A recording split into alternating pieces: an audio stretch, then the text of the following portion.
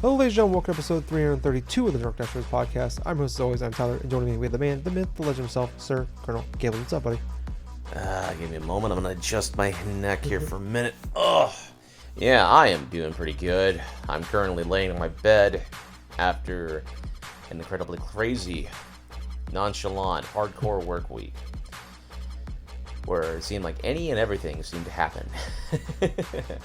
But despite all that, I'm here. At least I'm recording the podcast. Yep, we made it. It's Friday. Oh, yeah, we made it. As of recording, this is Friday, August the 2nd. And for a lot of you, you probably have already picked up a game like Madden and stuff, which I hope some of you guys listening are enjoying. But as for myself, I'm doing all right. I'm tired. I'm kind of a little bit kind of teasing in my mind whether or not if I want to go complete hermit the next week and just like try to skip looking at, say, social media sites like Twitter, you know, because sometimes Twitter can be incredibly negative when you're looking at the feed and it's like one catastrophe after one catastrophe after one catastrophe, you know. It's just kind of like the same aspect sometimes you get when you watch the local news and they just report on nothing but bad things. So needing like a much needed palate cleanser is what I'm saying. And so I'm going to try to remedy that by watching little bits of movies and also playing some bit of Fire Emblem since I haven't been able to get around to it. But enough about me. How about you, Tyler? What's up? Oh, man, not a lot, you know. Like I said, it's Friday. Made it to the weekend. Barely, but here.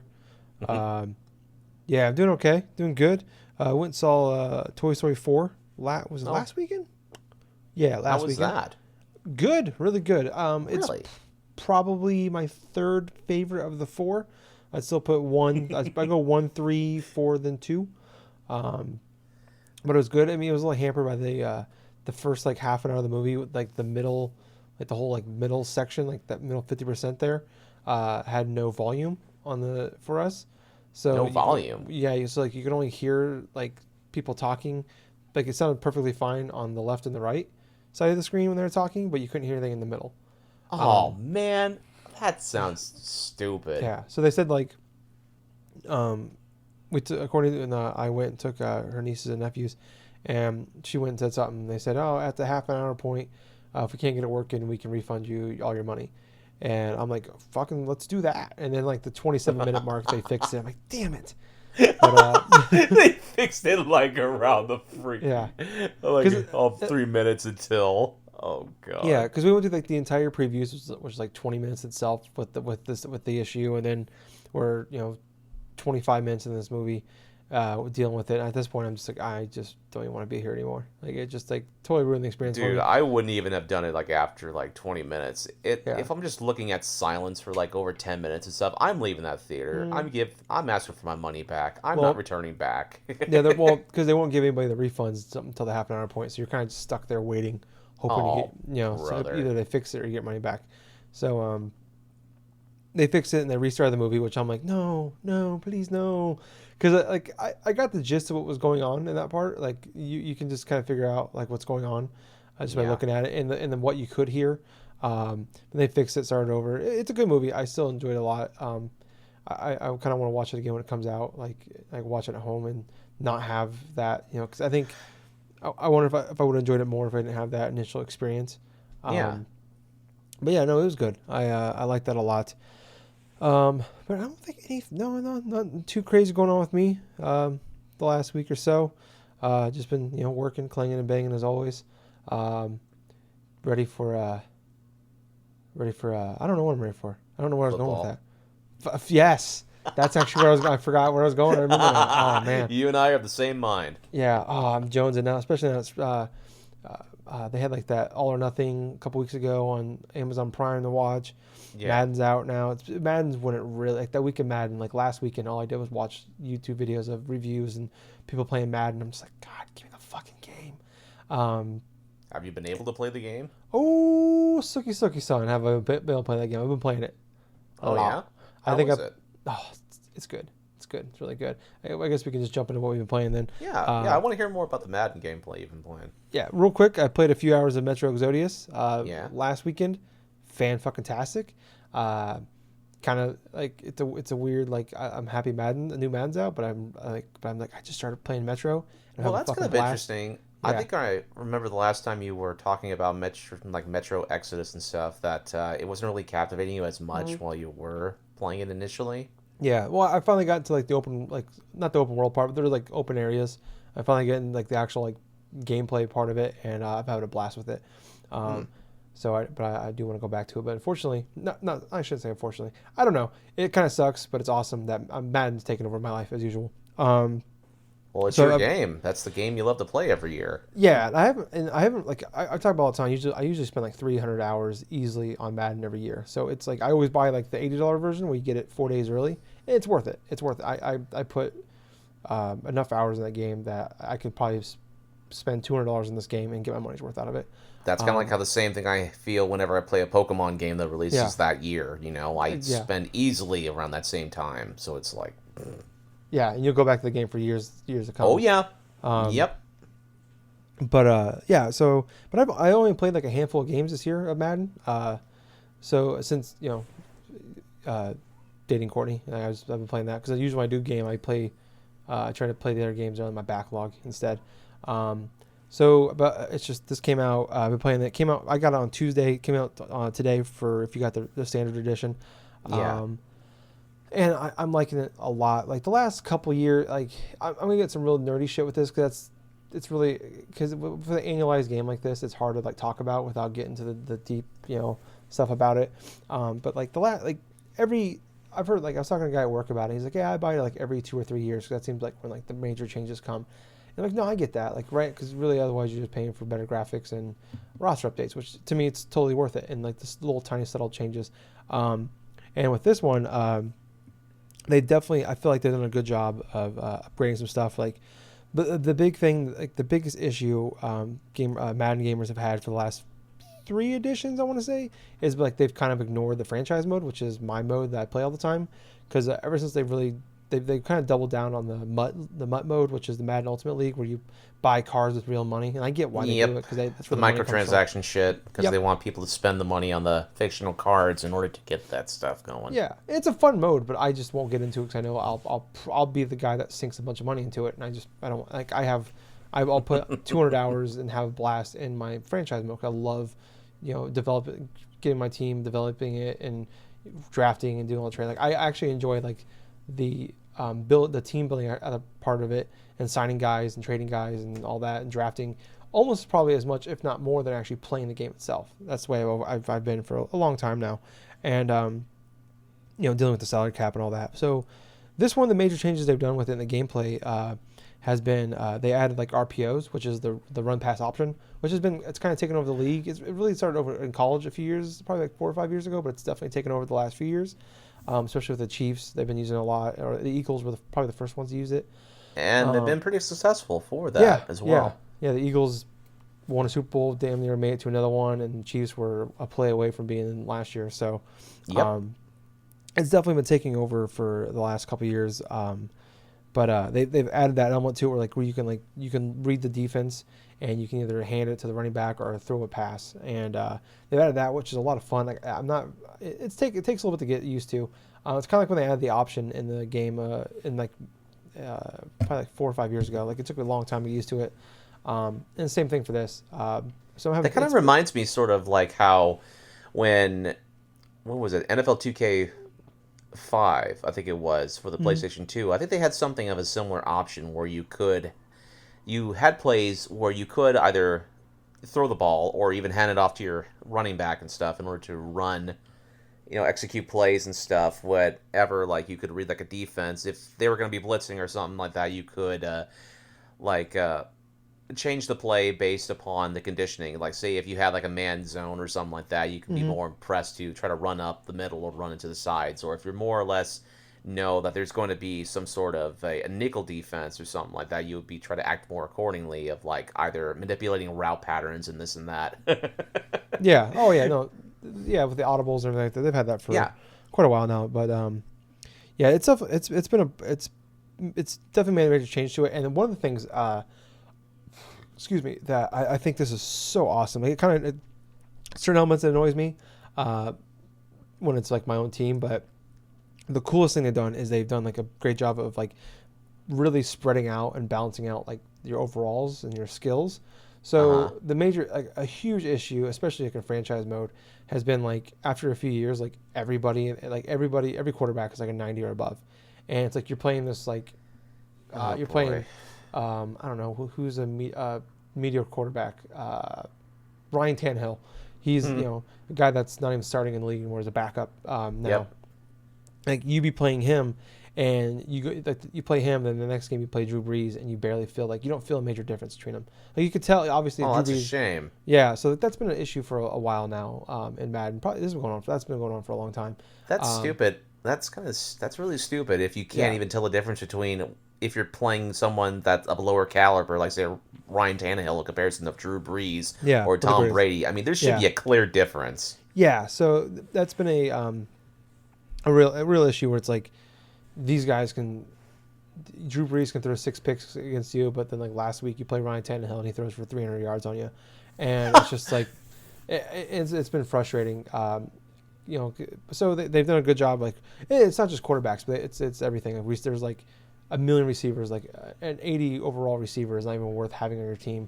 Or like in this one, like I'm looking at all like the teams, like very few, like most teams that carry 6 receivers on their team, and in Madden, like typically, like you look, everybody has like the lowest receiver they have. Everybody has 6 receivers, and the lowest one's like a 75. And in past years, that's the way it's been. Now I was trying to make some trades to make my receivers get a better receiving core, and like everybody has like most teams, only a handful of teams actually have like 2 receivers with 80 or above. A couple have 3. See. So it's like it's a really good job of balancing out. So you feel like when you're playing like a Julio Jones, who's one of the best receivers in the game, maybe of all time, and now I'm like legit scared of him. Like this guy can light me up like he can destroy me at any point in time. Where like you could be playing in years past, like Julio Jones can light you up, or this random rookie who's a 72 overall can just light you up. So having that has been awesome. I played all 4 preseason games. I just played them on like shorter quarters. They just get used. I always do that the first season of franchise just to get used to the game mechanics and the changes they made. It's definitely one of the preseason games I had to play Patrick Mahomes. Another one I had to play like Lamar Jackson, who's Patrick Mahomes is one like probably. I mean, he's only played 1 year as a starter, but he's one of like the most incredible like throwers we've ever seen in the game in the history of football. And like Lamar Jackson, who's not a great thrower, but who is an incredible athlete, and you can run all over the field. And he can run for 100 yards on you, but he can also, at the same point, he's a mediocre passer. And like I played both of them, and I felt that difference. Where like it was harder to like sack Lamar Jackson, and then like he was throwing passes and they weren't super accurate, but he'd run for 20 yards on me. And then like Patrick Mahomes, like he's like I won all the games because it's Madden. I'm good at Madden. Humble brag, I guess. Like you can like he's just fucking like he's just like dropping dimes everywhere on me.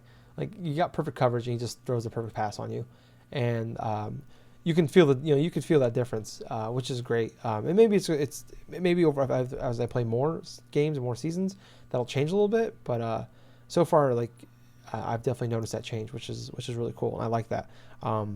They made some certain changes to franchise. It's not enough of what I want. Like get into the real nerd shit here that I'm disappointed in. Like contracts. Like when you sign contracts, they always make them backloaded. So you sign like a 6-year, $30 million. You sign a guy to a 6-year, $30 million deal. So that's $5 million a year. But the way NFL contracts work out, that it's not just $5 million a year. Like it's in real life, they'll balance it out. So like maybe like the first year it's $8 million, but then by the last year it's $3 million, or they'll front load, they'll backload it. So the first couple of years it's like you're only $3-4 million, but by the end of that 6th year it's $10 million. In this game, like it's been an issue for like they had it before where you can choose a front load, average it out, or backload it. They took it out like 5 years ago, and I don't know why. It wasn't great, but I think it's better than what it is today.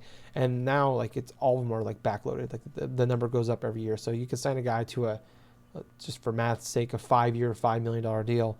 So like the first year is 300,000, then it's 800,000, then it's 1.3 million, then it's 1.8. Those numbers probably don't make sense, but by the end of it, but that it's really frustrating when, like, especially as you draft and develop players and you're signing all these guys you want to keep.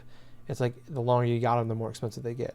So it makes it really hard to, like, harder than it needs to be to, like, to really build the team you want to build them to, like, because obviously, like, you sign like 3 or 4 guys in the same year for like the same length of contract. It's like, oh fuck, by the 3rd or 4th year of the into this franchise mode, all these guys I signed to, like, deals, now they're all expensive. Now I can't. There's no way to, like, balance things out, which is frustrating. But they made some changes to it where, like, players will actually ask for more accurate, like, contracts now. So, like, you won't see like an 80 overall guy that never gets on the field because there's 1,000 receivers better than him asking for like a 3-year, $18 million deal. It's like, well, no. They're gonna like no. It's more like now, maybe now in this one, an 80 overall receiver, but he'll be a number 2 or 3, like a legit, like, player for you. They'll ask for more. I haven't got to that far enough, obviously, to see what those deals are gonna be like, but that's the big thing that I've been hearing from this, which I'm excited to hear about or see when I get there. There's other things minor gripes I have. Like, the gameplay is, like, really great. Like, it's almost perfect for me. It's about where I want it to be. Like, most of my gripes is just, like, the nitty gritty stuff. Like, they don't have, like, NFL's changed nowadays where it's not just, like, outside linebackers are the same on every team, or, like, there's edge rushing. There's edge rushers. There's the middle linebacker that's really great pass coverage. It's totally different now. Like, there's, like, a defensive end and an outside linebacker are practically, like, the same thing at this point. Depending on, not the same, but they can, like, Khalil Mack, who is a great defensive player. He got voted as an All-Pro, which means you're the best player at that position, to 2 positions on the same year, because he was really good at both of them.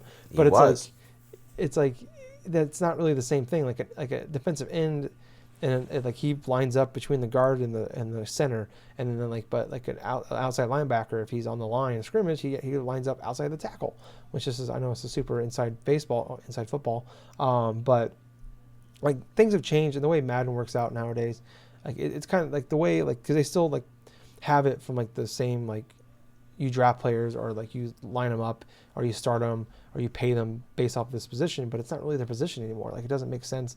Like, you can't, like, set these guys up the way you want them set it up. Like, I can't, like, it's really annoying when I want to, like, all right, it's 3rd and 18. It's obviously they're going to pass, so I want to get all of my best pass rushers on the field at the same time.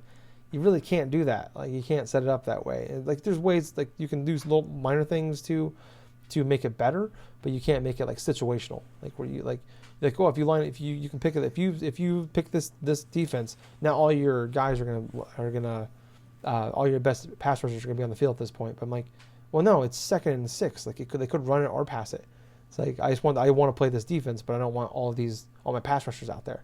Like, so it's like I said, very inside football, but like, they've done a lot, and like, every few years it's really worth picking up Madden, unless you're just someone like me that just wants the new stuff every year, that likes the small adjustments and the roster updates. But if you're, like, a casual player, I feel like this is good enough. Like, if you haven't bought it in a couple of years, like, definitely, like, I would say if you didn't pick up last year's, but you picked up the year before, it's pretty much worth it, I think. But if you haven't played it since, like, 17, so was that 3 years? Yeah, 3 years ago, 3 games ago. Like, now is, like, definitely a perfect time to pick it up. But if you want to wait a month, I would, you're not someone that's jonesing for it right now, always wait until, like, the opening weekend of NFL. They always have it on sale for, like, $30-$40. So just wait till then. Oh my god! Plus all the roster updates, because, like, there's always a lot of trades and a lot of new people getting signed right around, in the month of August. So if you want to wait till then, that's the time to wait. But I'm someone that I play enough Madden, like, it's worth the $80 I pay every year for it. But yeah, I'm having a blast with it. I'm very happy with this edition. I'm going to keep playing it for sure. But yeah, it's been a hell of a lot of fun. But that's pretty much what I'm playing. Madden and a little bit of Metro. What about you, Gables? Let's see. I've been playing a little bit of Mario Maker 2. Nice. I have played some bits of the levels that were in the single-player mode, some of the leftover ones. For the most part, I thought a lot of the level structure was pretty fun. I mean, there were some interesting courses I played online. which I like to play some of the more popular ones that have some of the higher rankings. And so there's like some users that I've played levels from, like say T-Turtle, for instance, where it's like you have these levels that are basically speedrun levels, where you have to finish their course as quickly as possible, making minimal mistakes. I know I went through a couple last night to where I cannot believe that I actually went through some of these courses, and it's kind of funny because you have other people who've tried playing these games and like just rage quitted because they found it very hard in terms of like timing jumps correctly and this and that. But yeah, it's funny that when you try to do these speed running courses and stuff, that you normally get around the same time as sometimes the world record, meaning that there isn't any possible way that somebody can actually one up. Like you can't one up the person to get like the world record unless you had to try to skip random portions of like the level by accident. Mm-hmm. I haven't done anything like that yet. I haven't gotten any world records inside of people's courses, but it's like I have played enough levels now to where I get a gist of what the speedrunning ones are going to be about, which they usually include like precise platforming and like a lot of crazy stuff that are like filtrated throughout the level.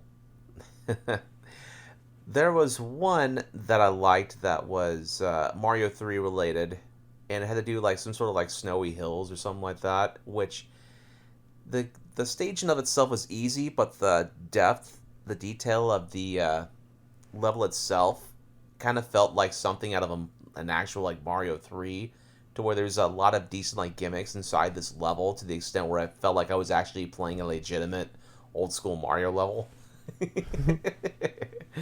So there were aspects of that which I thoroughly enjoyed.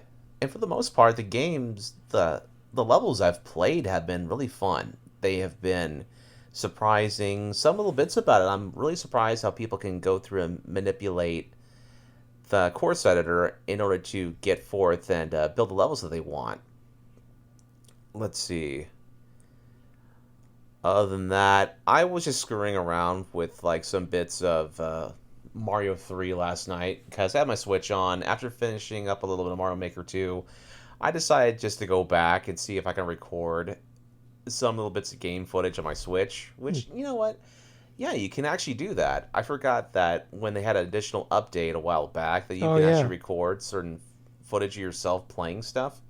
And so when you hold down the capture button on your Switch's Joy-Con controller, you can actually record like little miniature clips. And so what I did is I was showcasing a glitch that has been well known in the speedrunning community for Mario 3 for a while, but it was just one of the first things that I wanted to learn how to do because I thought it was incredibly cool when I saw this technique being used during a couple of the speedrun things for an event called the Summer Games Done Quick, which there's this like group of people, speedrunners, that come together in specific events that raise money for charity.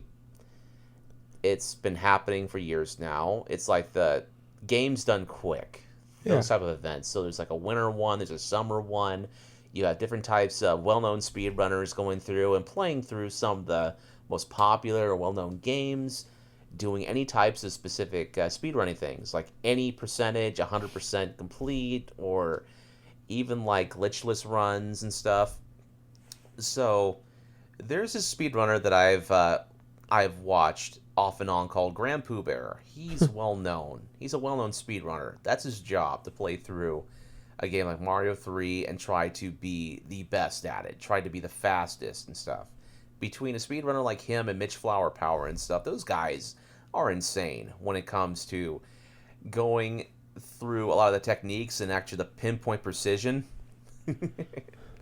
So basically, like doing the flashback from last night, I decided to try a glitch in World 3 inside of it's like one of the first castles that you like go through on World 3, the water world.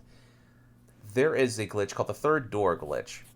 So, as the name suggests, when you start the level, there you are presented with about 6 or 7 doors that you can go through. If you miss the door, or like if you choose the wrong door, you fall into a pit of water and you got to swim all the way to the left in order to get to the door to reset, pretty much. No, actually, you had to go up a warp pipe. You had to go up a pipe in order to reset where you were initially. And so you have to keep doing this until you find the right door, which leads right up a platform that you can go into Boom Boom's room. So basically what this glitch entails is if you hit the third door and you press up at just the right time, you can actually bypass the staircase and actually transfer right to Boom Boom's room immediately. So basically you have the possibility of starting the level, running all the way to that third door, hit that third door and hit it just right, which the odds of you actually going through and successfully doing that is like at least under a second, roughly. I'm not sure about the logistics of it, but it's at least, I want to guess, like 0.7 seconds or something like that. Or it's just basically a specific time that you have to go through and hit up on your D-pad just correctly in order to go to the other room, click it again, and then go to Boom Boom's room and then just clear it. And so a bit of the footage that I uploaded to Facebook last night was me doing such a glitch and just putting a little blurb. I was like, yeah, I'm glad to learn new tricks in old games. I had one of my friends at work or something like that. I was like, you know what? It's like, when it comes to little techniques like that, I don't really consider that like actually full on just, a part of the game, because, it's a random glitch, that you have to do that wasn't well known. But I made the argument with him as, hey, it's inside the game. It maybe was not intended, but you can do that. But for Super Mario Bros. 3, it's just one of those games that I've played off and on since I was a kid. I love playing that game from time to time. It's just another one of those moments where I found something completely awesome, and that makes me want to replay the game again. It's one of the few video games that I play that every time I play through it, I find something new during each playthrough, and it makes me want to play it again. That is one case and scenario. So, other than that, though, I did not play anything else. I have Fire Emblem Three Houses. I have not opened the game. I have not started playing it yet. And it's mostly because of work and because of other things I want to do, but I want to at least play the game by the next time we do the podcast. That's going to be my next goal. I got plenty of time. I'm going to actually go through and use it. But in a nutshell, that's pretty much what I've been playing. All right. Well, very cool then, man. Well, we don't have a lot of major news this week. Still kind of that summer doldrums since E3. But we do have a few things to talk about again this week. So first up, there was like this weird I know they did it before when they did Joker, but they did another Smash Brothers non-direct thing, and it was it update 5.0, I think. I think so. 5 or 6, I can't remember. But it was like a 22-minute video showing a bunch of gameplay on Hero from Dragon Quest, who's a new character. I think this was like the easiest guest shadow drop of all time for gaming. Yep. Where they announced it was coming out later that day. And I think pretty much most people knew that or assumed it was going to be that day, or at the very least, like sometime this week. So it was announced he was dropping later that day, and I think I want to say it was Tuesday it happened. And then they announced that you could do online tournaments, which is awesome now. And also a very easy mode is coming to their single-player mode. Okay. Yeah, it's a very easy mode. Yeah. Easy mode. How the hell can you get easier than the freaking easy thing in that game? Because I remember after like 20 hours, I put that thing on easy mode because I'm like, I just want to get through this thing. That's exactly what I did too. Yeah. It's like I can go through the harder levels with some of my favorite characters, but if I'm not experienced with some, I just pop on easy mode instinctively because I want to go through with the character and want to play through. Yeah. So I ended up putting that on easy mode, and I beat like the first map and found out there was actually like 2 more after that. I'm like, fuck this, never mind. Because it went from this is not fun on normal and kind of challenging and not fun to now this is not challenging and boring and also not fun. So now it's a very easy mode. I guess if for kids, if you want to get to the kids and beat some stuff and unlock some stickers for you and all that fun jazz, and it's there. But yeah. So it's out now. I haven't played it yet. I haven't even played as Joker yet. I have not been. I mean, I'm not a Dragon Quest fan or a what's the other one? Joker. Was he from? Persona 5. Persona. I want to say Psychonauts for a second now. Then I'm like, that's not right. I was thinking P. It starts with a P. Dude, I am just waiting until Banjo-Kazooie drops, and then I'll buy that DLC pass. Yeah. But yeah. So it's out. He's out now. If you want to play as it, it's just another sword character for me. So I've been a little underwhelmed with the character. It's cool for to get third party characters is probably the way to go. I think. Better than adding first party characters, I think. But yeah, I don't know. I just haven't I'm obviously not been a fan of those games and hasn't been does that. But yeah, he's out now. I haven't played as him. I need to go back to play some Smash. I played a few times with like when Courtney's like niece and nephews come over. But it's just like they're like 6 and 7 years old, so it's just like I'm just gonna destroy you. And thus you continue your tradition of destroying little kids at games. Nintendo games. It's my thing. I can't just like. And of course, I was like, "We let them win." No. You know what's going to happen eventually is once you do have a kid yourself or something, they're gonna destroy you, and you're gonna be like, "Oh, what have I become?" As long as they don't beat me in Mario Kart, I think we'll be okay. Once that day comes, they might have to go live with some foster care for a little while.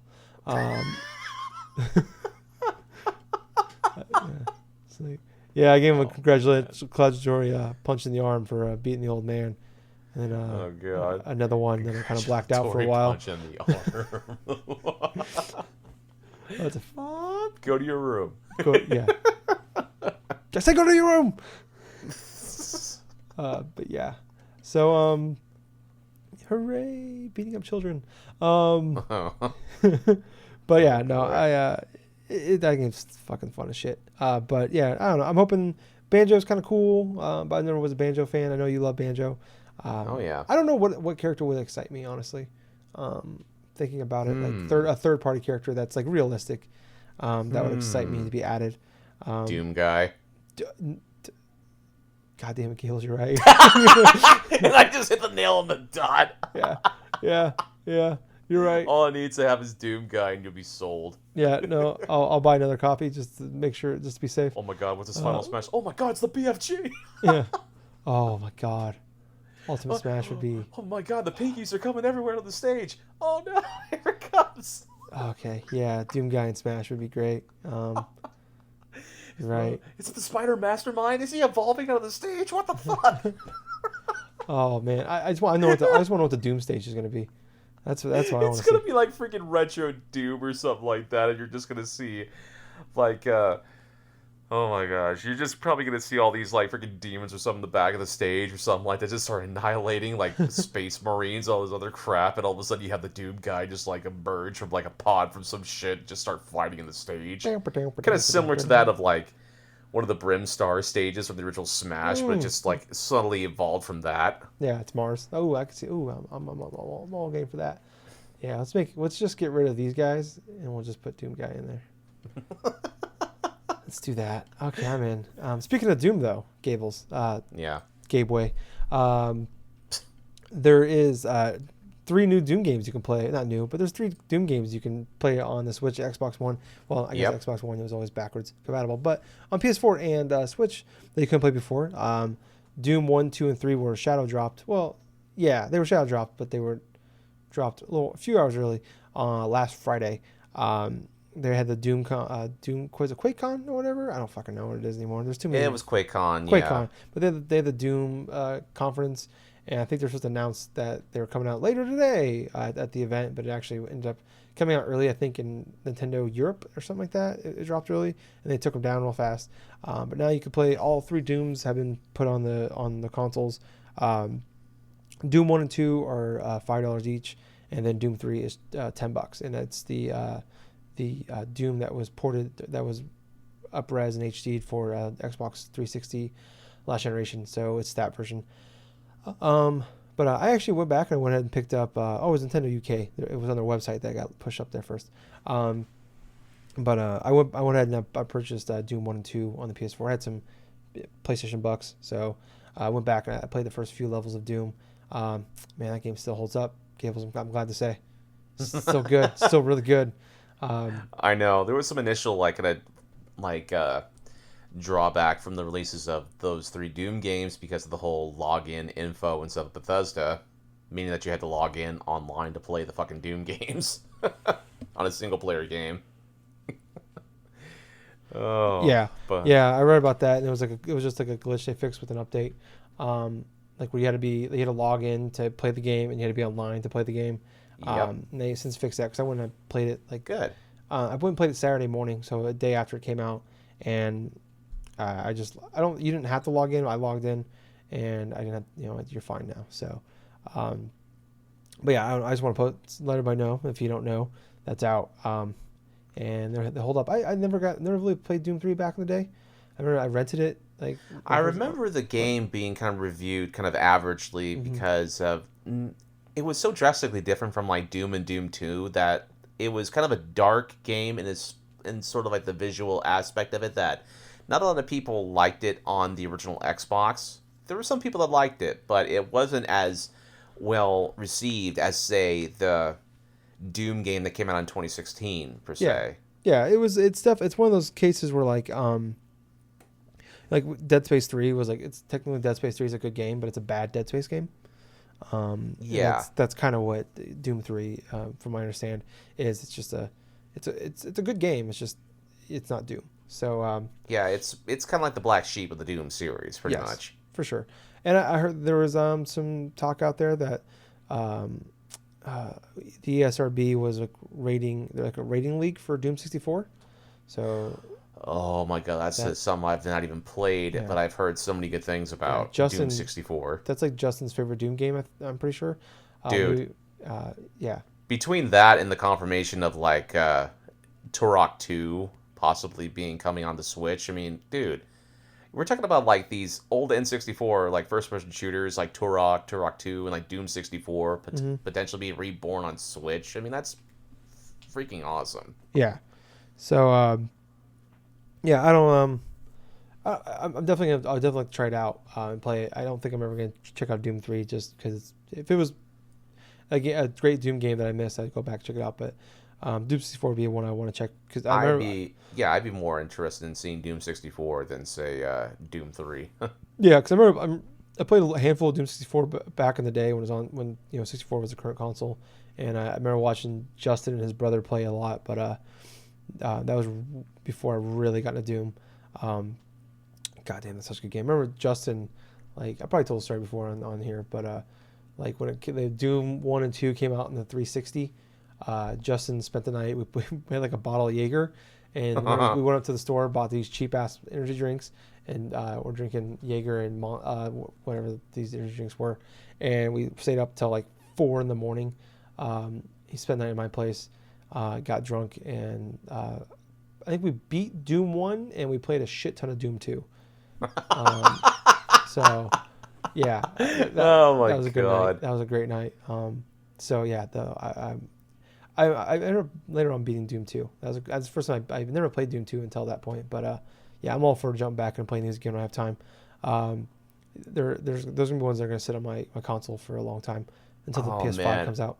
Dude, I'll tell you what, just the thought that I can actually play Doom and Doom 2 with an actual controller than like say a with a PC really sounds interesting to me.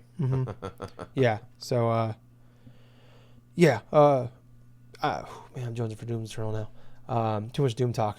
I gotta like tuck this boner in. But moving on to something, to some other topics here.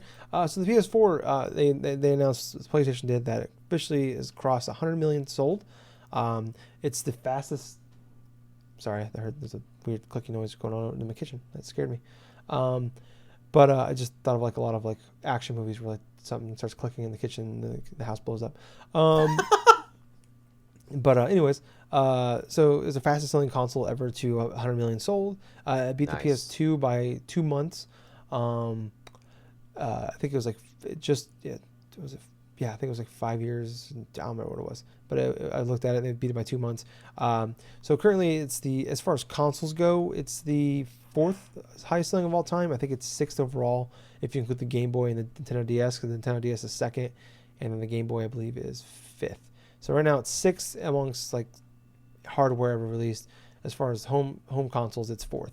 So it's at 100 million right now. Right now, Wii is at, well, I guess these are like the official standings forever since they don't make them anymore.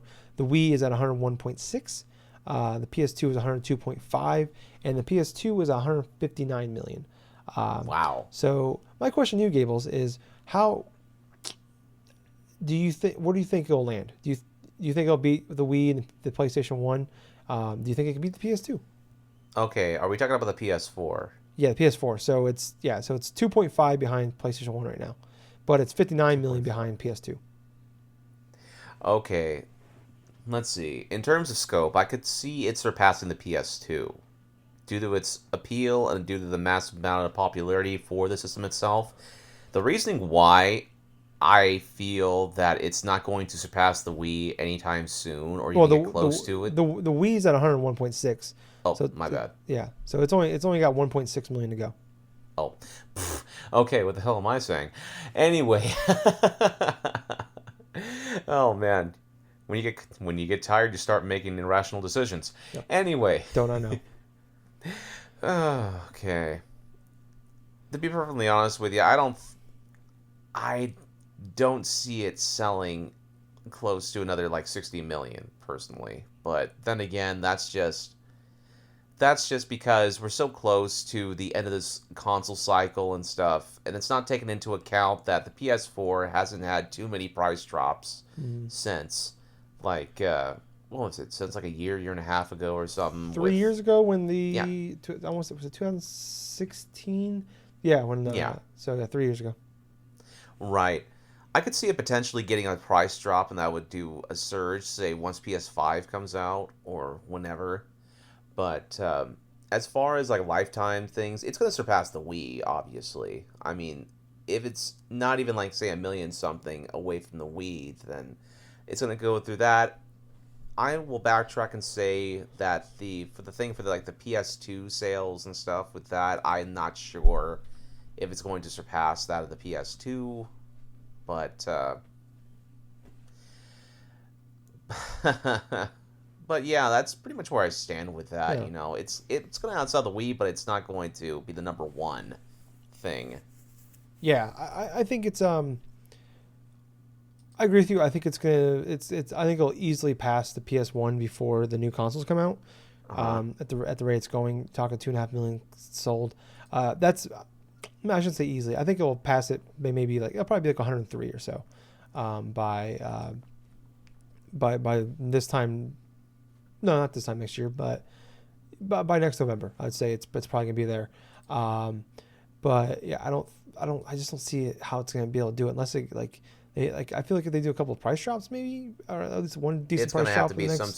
It's got to be like a $100 price drop. I mean, what kept the PS2 going for years was it dropped down to like $100.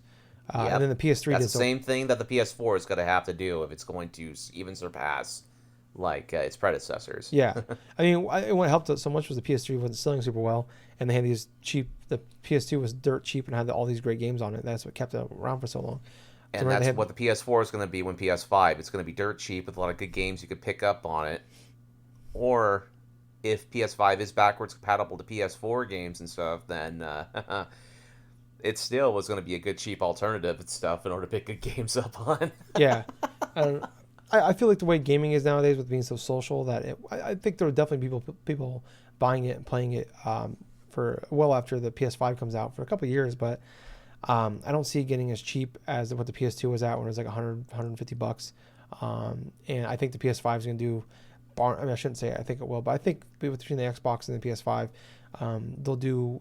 They know. I'm hoping, and I think they will be smart enough to knowing what they're supposed to do. PlayStation really just doesn't have to. Just don't screw it up, and you're fine. Don't pull an Xbox what they did when they launched the Xbox One. Xbox One's been doing a great job. Just keep doing what they're doing, and they'll be fine. I feel like we're gonna be going with the Switch nowadays. Like, there's enough alternatives out there where people aren't going to go to keep going out buying the PS4 even when it gets down to $150-$200. Right. So I think here's the real question. So I'm looking at the top 15 hardware sold all time. So I mentioned the Game Boy Color. Because what's stupid is the Game Boy Color. I guess they're technically one console, but really they're two different consoles. But they always combine the sales together for it. It drives me nuts. So the Game Boy Color sold 118.7 million. So they got to sell another 18.7. Do you see them selling that in its lifetime? Assuming, let's say they make the PS4 for another 2022. So it's 3 more years of production. Oh boy. If it was, say, like for the 2022 or 2023 thing, like the whole 10-year life cycle for their consoles, they seem to like to tout. Yeah, 10 years to 2023. That's a good point. Yeah, here's the thing. PS1, that lasted 10 years after its initial end and stuff. Yeah. With the PS2, when that came out in 2001, it was still chugging along. Yeah. For the PS2, it was the same thing when the PS3 was out. It didn't stop until like around... Games weren't stopping to develop for that thing until, oh God, I want to say at least 2012. Roughly, because there were sports games that were still being developed for the PS2 in other countries, and even for us. Yeah. For PS3, the same thing kind of happened and stuff, even though it was released in 2000, I want to say 2006. Yeah, 2006 was November 2006. Yeah, it was 2006, and then like 2015, 2014 and stuff, we started seeing drifting away and stuff when PS4 came out. But still, you had games that were like kind of cross-gen sort of things, and that ecosystem for the PS3 didn't dry up until at least a year or two after the PS4's release. So I could legitimately see the PS4 surpassing the Game Boy numbers if it's going to be going on up for like another 3 or 4 years. But another key factor is going to be if there's any more big-name games that are going to be dropping out after games like The Last of Us, Last of Us Part 2 and like Death Stranding and stuff. If there's going to be at least 1 or 2 major games that are going to maybe tie into the PS5 that are also playable on PS4. Yeah, I think it'll be close. But if I had a bet, I think it'll pass it. But it's gonna be right at the end, barring any crazy sales or stuff like that going on, or if it gets cheap enough.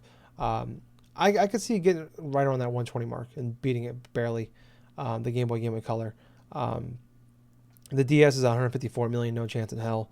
It's getting there. So yeah, I think it'll end up probably being the second greatest selling console of all time, home console, and then third overall behind the DS. So I don't know. That's great. That's cool to hear. I'm curious where. Curious to see where it lands. I like always like reading about these, and especially as we're getting later in the the life cycle, see how it ends up. But real quick, our last topic of the show, the Outer Wilds, which is the Obsidian people that are recently were purchased by Microsoft or Xbox, whoever. Their game Outer Wilds, which is coming to Game Pass and Xbox One in October 25th, but it's also coming to PS4 and PCs as well. Is also coming to the Switch, but it will be coming to the Switch later.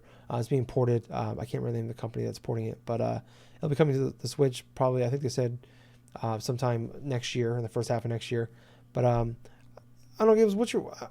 I'm curious. This is a game that I think we kind of got glossed over by a decent amount of people. It seemed like a lot of people in the industry were like, this is like one of the top games, but I didn't feel like it was getting a lot of talk from like the general public. Yeah, you're not the only one. I've only heard maybe tepid sort of things on the media aspect in terms of Outer Worlds and stuff, but also because of... was it Outer Worlds or Outer Wilds? Outer Wilds. Or Outer Worlds. Okay, Outer Wilds is the other game. I always mix them up too.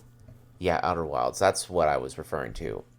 I've only heard maybe a couple things from like word of mouth stuff from like friends at work and stuff, but nothing like really substantial. Other than that, the media has been like really silent upon that game, talking about it. Even sort of gaming journalists and stuff, I've seen maybe things here and there, but nothing like really in-depth gushing about the game. But in terms of the actual announcement that it is coming to Switch, I think that it's just awesome that it is going to be available to play on Switch. it's another case and example and stuff of the Switch port being longer to develop for in terms of like ironing out certain mechanical stuff, maybe certain frame rates, maybe certain like graphical hiccups or something to make sure that it runs competently on the system itself. I think after the latest example of having a game like Bloodstained, where quintessentially there are some things that are flat out broken inside that version, which needs to be patched. But honestly, as long as the game is comparable and actually plays fantastic on the Switch, I mean, I am more than welcome to like try it out. I mean, the Switch quintessentially has been my kind of go-to console to play fun game experiences, you know. It's sort of evolved that way. I mean, I play games on my PS4. I've been playing a lot more this year. But in terms of games I just like to power up and just screw around with, it's the Nintendo Switch is just definitely it. You know, it's just that one console that I can have all of my fun experiences, like different games. Much more third-party content is available now than there ever was in sort of a Nintendo console in general. All this random stuff I can go through and enjoy. And yeah, I'm kind of waiting for Outer Wilds to see what kind of quality it's going to be when it does release later. Yeah, I think that usually when you hear stuff like this, especially when it comes to like Nintendo stuff, you always like just dating back to the last few consoles, like it's always like subpar ports. But Bethesda's really changed the game on it with like Wolfenstein 2 and Doom, and you know we've seen really good ports. Brought over. Yeah, Doom and like had its issues at launch of the Switch, but at the same time there were patches released that made the game play competently. Yeah, I played through that entire game of Doom on Switch. I did not have a lot of problems with it. There were the occasional hiccups, especially when you had like some enemies on screen at the same time. But at the same point, when I had it docked, things ran smoothly. I mean, I was really impressed. It wasn't as visually pleasing as say when I played on the PS4, but at the same point, I had the same gameplay rush and experience of when I played through the game for the first time, and that in of itself was a win to me. Yeah. So there's definitely been a bar set. You can't like half-ass these ports anymore. There's no excuse for them because we see like Doom and Wolfenstein 2 are probably some of the best looking games on consoles this generation. Yep. And obviously it didn't look as great, but you're just surprised they ran it. I think the way Witcher 3 is probably going to... I'm curious how that one's going to do. Cause that game isn't... It looks really good, but it's also just the scale of that game with all the DLC and everything on top of it too, how that thing's going to run. So, and like the NBA 2K games, stuff like that, and FIFA's kind of fucked up, but like NBA 2K... the sports games are... Yeah, NBA 2K, I mean, I've heard good things about them. I mean, there was certain issues with, like, most recently in terms of not more or less a gameplay quality concern, but just the inserting of actual unskippable commercials on load screens inside the last year's edition of the NBA 2K game on consoles, and that was ridiculous. But other than that, another thing I could say is, like, as long as the port of Outer Wilds is not anywhere to, like, the subpar quality of, okay, what was I going on? Oh, yeah, Ark, like Ark, Survival, like, Trial Evolve or something like that. As long as it's not as bad as that, or, like, certain budget titles, to say, like, Troll and I, which are, like, some of the worst game ports on the freaking Switch. I mean, I will be happy if it's better quality in those games. Yeah.